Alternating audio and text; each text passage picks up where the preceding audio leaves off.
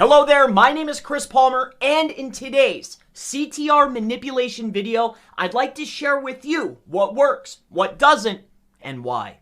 So I want to take you through this step by step, starting with what is going to be what works. So let's come on over here. I don't want to waste any time. I want to get directly into the video, and I want to put in, well, what does work, Chris? So what I have found is one is multiple PCs. That will absolutely work, regardless if it's going to be yourself, whether it's going to be different PCs that you create, virtual or not. Multiple actual PCs work. And of course, that makes sense. Now let's keep going on. Now two, multiple actual mobile devices.